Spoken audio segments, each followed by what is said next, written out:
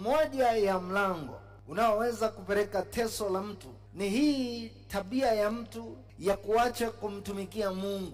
Ukiacha kumtumikia Mungu, tarajia utakutana na teso mbele yako. Akiwekeza huduma ndani yako, ana tabia ya kuitafuta au kuidai hiyo kazi aliyoweka ndani yako. Anaanza kutafuta. Kitabu cha Yona ile sura ya kwanza, Biblia inatufundisha Yona alipewa ya kufanya, akaamua kuacha, akakimbia. Yona na jamaa zake, Mungu aliwafilisi kwenye ile merikebu. Kama mnasoma Biblia, Mungu alitengeneza mfumo, walienda kupoteza kila kitu kinachoitwa shehena zao zote zilipotea.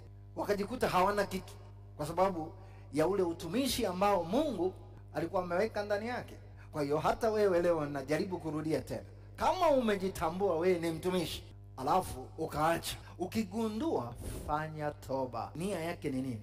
Geuka, uache kile ulichokuwa unafanya mara ya kwanza. Na ili kukuleta kwenye njia, anakutengenezea mfumo mpaka uanze kujua kwa nini naingia kwenye mateso. Kwa nini? Mungu atakwambia nilikupa kazi, utaki. Wakristo wengi sana wanatamani kuwa na ukuaji wao kiuchumi. Kwa hiyo huwa anaangalia sana kwamba huyu akipandishwa cheo ataendelea na huduma.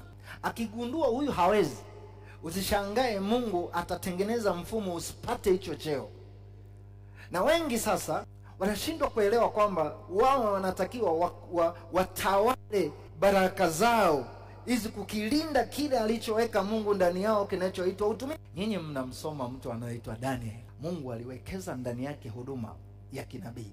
Huduma ya unabii ni ngumu sana. Kwa hiyo kila wakati Mungu anatamani azungumze naye. Mungu alimpa nafasi.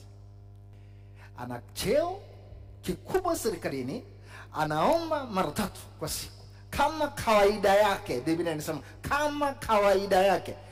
Alafu wakati huo ana cheo, Mungu akampenda sana. Shida tulionayo sisi, tukipata cheo, dara ya kile Mungu alichoweka ndani yetu kiendelee kuwepo, kile ndio kinakufa.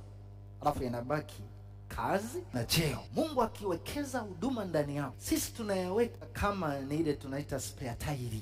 Na ndio maana nimekwambia Mungu anatutengenezea mfumo maisha magumu sana, kwa sababu hicho anaangalia sana Mungu kwamba huyu mambo ya Mungu ameyapa nafasi ipi.